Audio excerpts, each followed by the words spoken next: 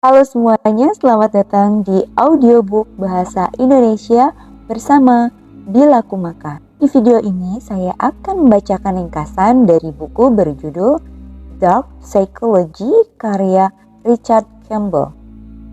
Untuk mendapatkan pengalaman membaca yang lebih baik, saya sarankan kamu untuk membeli buku ini secara langsung. Buku ini bisa kamu dapatkan di toko buku fisik atau digital. Atau kamu bisa membelinya melalui tautan yang sudah saya cantumkan di kolom deskripsi video ini. Dark Psychology karya Richard Campbell. Bagian 1. Manusia memang gak pernah lepas dari sifat buruk. Namun ada beberapa sifat buruk yang harus diwaspadai. Di dunia ideal yang menghuninya, hidup rukun dan makmur, semua akan saling menjaga dan gak pernah berpikir untuk memanfaatkan orang lain demi kepentingannya sendiri. Tapi sayangnya kehidupan nyata gak seindah itu. Banyak orang yang tak selalu sama seperti apa yang mereka tampilkan. Beberapa orang bahkan dengan sengaja menjadikan orang lain sebagai mangsa untuk mewujudkan keinginannya. Perilaku tersebut berkaitan dengan sifat pembohong, tukang manipulasi, bahkan psikopat. Alangkah baiknya kalau kita tahu ciri-ciri sifat tersebut. Pernah nggak kamu punya firasat dan pikiran buruk sama orang yang hubungannya sudah dekat banget sama kamu? Lalu bagaimana kamu menghadapi orang-orang semacam itu? Di buku Dark Psychology yang terbit tahun 2019 ini, Richard Campbell membahas sisi buruk manusia tentang predator misalnya.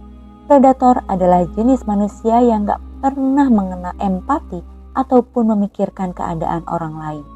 Penulis juga merangkum pengetahuannya tentang Dark Triad atau 3 sifat buruk manusia dan bagaimana cara kita menghadapi orang-orang dengan sifat buruk tersebut. Dengan mendengarkan audiobook ini, kamu bisa tahu tentang perilaku orang-orang manipulatif, penjabaran tentang Dark Triad, bagaimana orang-orang bisa melakukan pencucian otak, dan perbedaan orang psikopat dan sosiopat. Kamu juga akan belajar bagaimana melindungi dirimu sendiri dari manipulasi dan tipu muslihat orang yang berniat jahat, sekaligus belajar beberapa trik membujuk yang oke banget buat diterapkan. Bagian 2. Mengenal Dark Triad. Dark Triad adalah rangkaian 3 sifat kepribadian yang sangat buruk, yaitu narsisme, Machiavellianism, dan psikopati. Apa perbedaannya? Narsisme adalah kekaguman pada diri sendiri secara berlebihan dan obsesif. Orang yang narsistik merasa lebih unggul daripada yang lain dan seringkali merasa berhak mendapat segalanya. Mereka ingin menjadi pusat perhatian dan suka mengendalikan keputusan atau situasi. Mereka selalu menginginkan kesempurnaan, baik untuk diri sendiri atau untuk pasangan mereka. Mereka percaya kalau mereka punya hak atas kehidupan pribadimu, jadi mereka nggak mengenal konsep batasan privasi dan mereka juga nggak mau menghormatimu. Mereka mengendalikan orang lain dengan tipu muslihat dan menyembunyikan niat utama mereka dengan berpura-pura peduli. Kemudian ada Machiavellianism atau biasa disingkat Mech, akan menghalalkan segala cara untuk menang.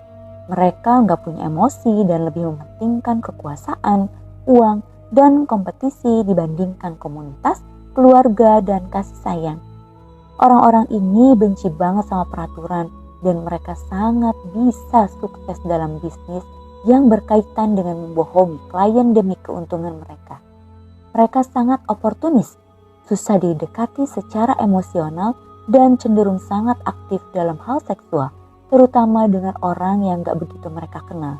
Mereka ingin ditakuti dan dihormati, bukan dicintai. Terakhir, ada psikopati. Psikopat pada dasarnya gak memiliki kepekaan terhadap orang lain. Para psikopat adalah orang yang berani, gak punya rasa takut, impulsif, dan kejam. Mereka cenderung suka mengambil risiko dan gak begitu punya tujuan jangka panjang.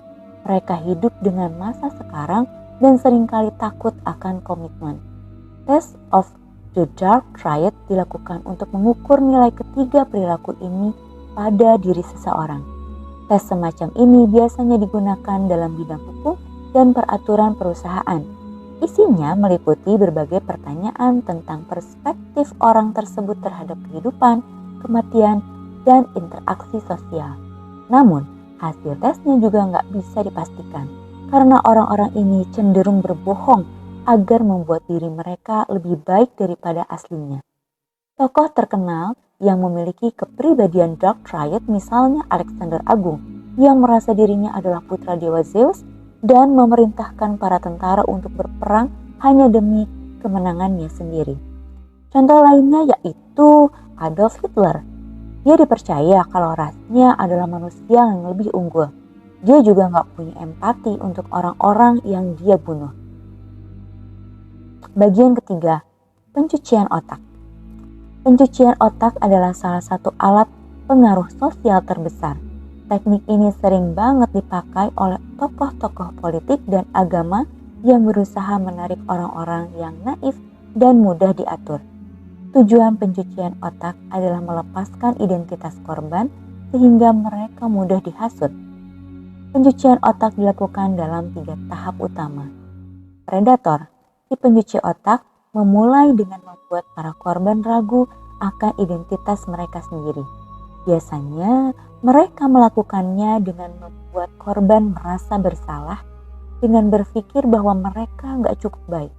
Lalu korban akan mengkhianati diri sendiri dan puncaknya mereka kehilangan kesetiaan pada orang yang dicintainya dan membuat mereka merasa sebagai orang jahat. Pada tahap selanjutnya, korban akan merasa butuh untuk membebaskan diri. Saat inilah predator masuk dengan menawarkan kebaikan dan bantuan sehingga korban ingin membalas budi.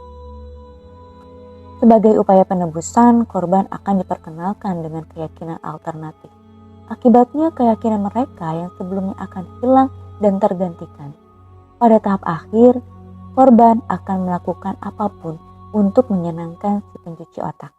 Mereka senang dengan identitas baru mereka dan tidak merindukan identitas lamanya.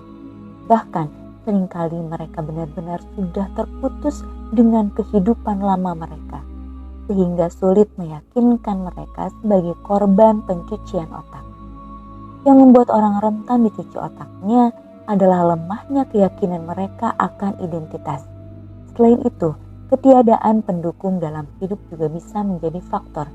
Anak yang terlantar, misalnya secara otomatis, menempel dengan orang yang pertama kali menunjukkan ketertarikan kepadanya.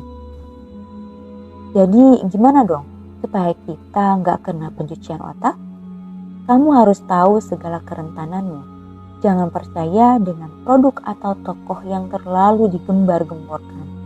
Waspada juga dengan pikiran kelompok dan tekanan dari teman sebaya. Gak usah takut kalau kamu gak setuju dengan orang lain dan jangan takut juga untuk menyuarakan pendapatmu. Bagian keempat, hipnosis. Hipnosis adalah bentuk manipulasi yang mengarahkan pikiran seseorang. Hipnosis merusak pikiran kritis. Itulah kenapa orang yang dalam pengaruh hipnosis bisa menjawab pertanyaan dengan lebih gampang. Sebenarnya kejadian semacam ini lumayan sering terjadi di kehidupan sehari-hari kita. Misalnya, pas kamu lagi baca buku, sampai-sampai kamu gak sadar waktu atau lingkungan sekitarmu. Hipnosis pada diri sendiri biasa terjadi pada anak-anak, seniman, dan atlet karena mereka cenderung melepaskan diri dari pikiran sadar mereka dan berfokus pada tugas di depan mata.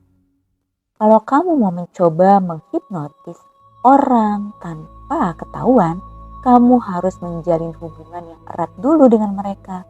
Kalau sudah, coba kamu buang pola yang sudah familiar dari kehidupan mereka. Misalnya, tiba-tiba kamu gak lagi mengucapkan selamat tinggal pada pasanganmu sebelum berangkat kerja. Hal seperti itu akan membuat mereka terkejut. Lalu kamu akan memiliki celah untuk bertanya hal apapun pada mereka. Kamu juga bisa menggunakan efek Zeigarnik, yaitu orang akan lebih mudah mengingat pekerjaan yang belum selesai dibandingkan pekerjaan yang sudah tuntas. Misalnya, kamu sedang menceritakan kisah yang seru ke seseorang, tapi di tengah-tengah cerita, kamu berhenti sebentar dan menanyakan sesuatu tentang mereka. Mereka akan terfokus untuk mengetahui kelanjutan ceritanya dan gak begitu memperhatikan apa yang kamu tanyakan. Mengatakan hal-hal ambigu kepada seseorang juga akan membuat mereka bertanya-tanya, apa sebenarnya yang kamu maksud? Salah satunya saat memberi perintah. Contohnya, kamu bisa dengan mudah meminta tolong untuk melakukan sesuatu menggunakan kalimat negatif daripada mengatakan, tolong bantuin gue beresin barang dong.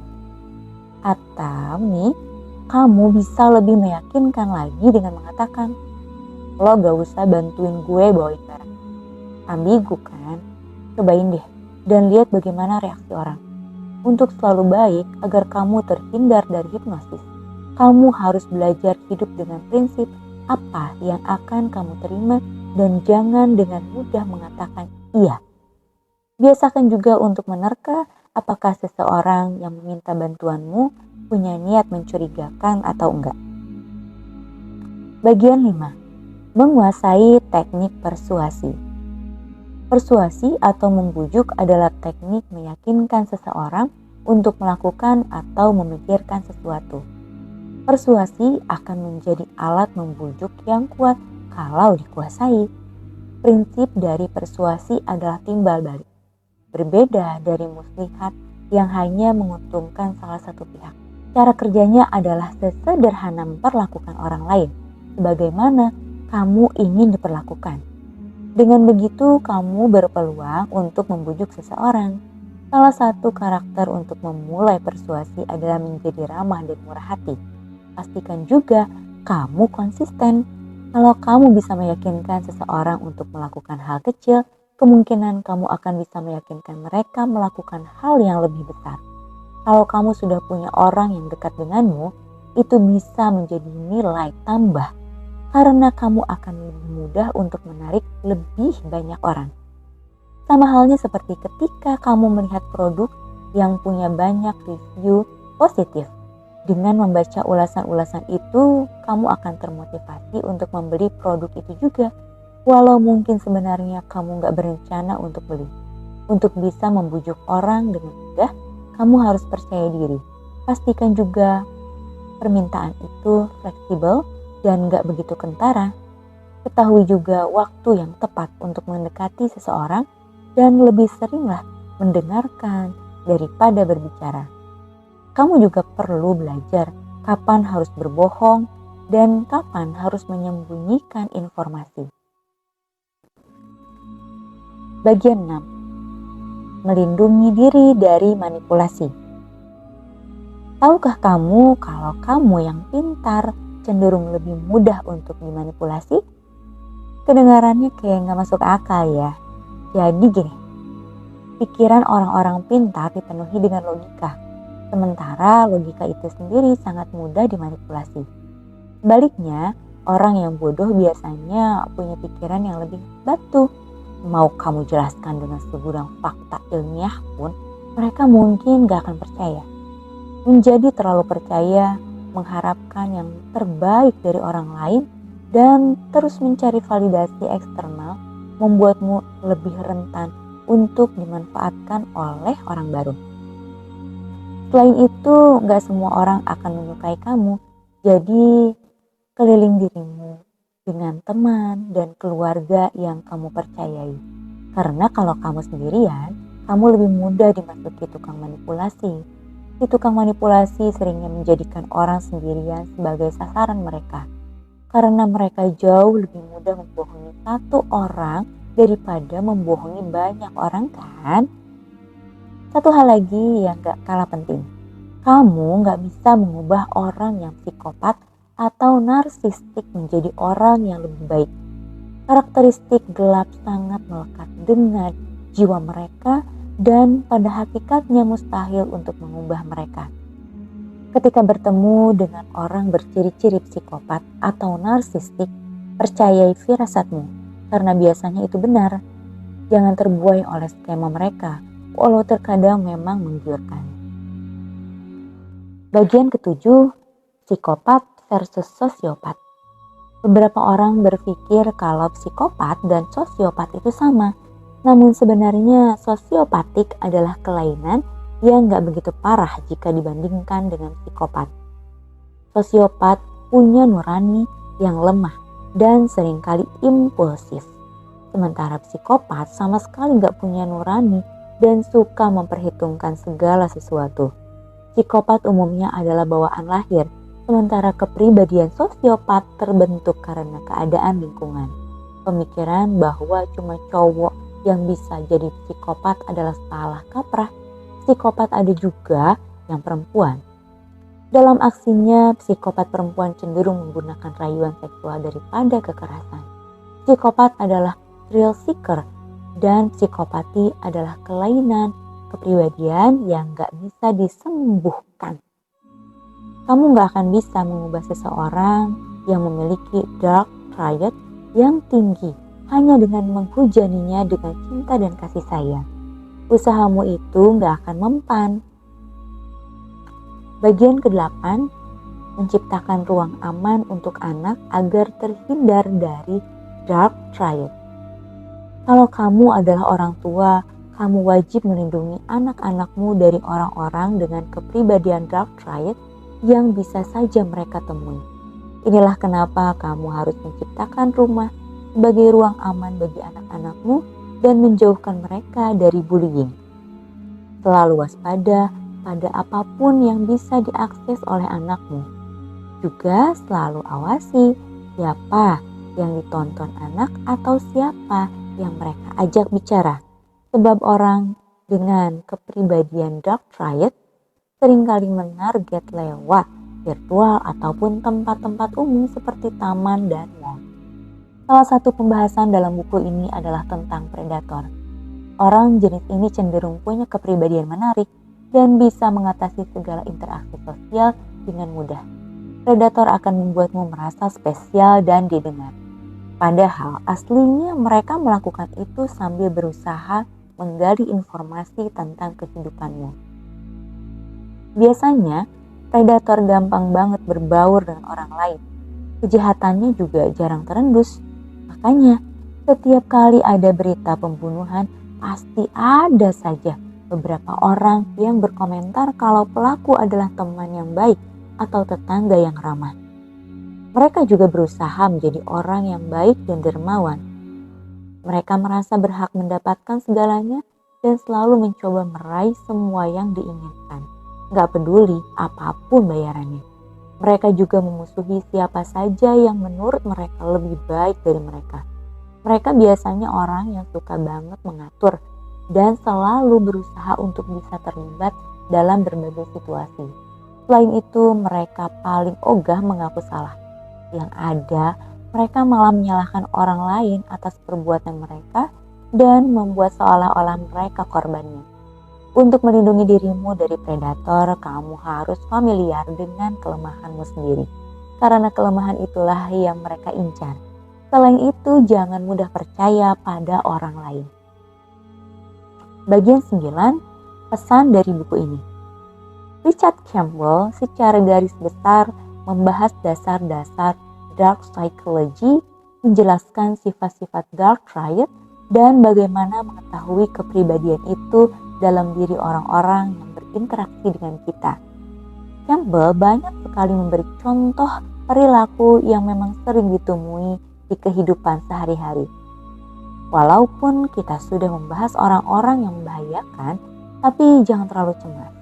Gak semua orang yang ada di luar sana selalu punya niat jahat ke kamu.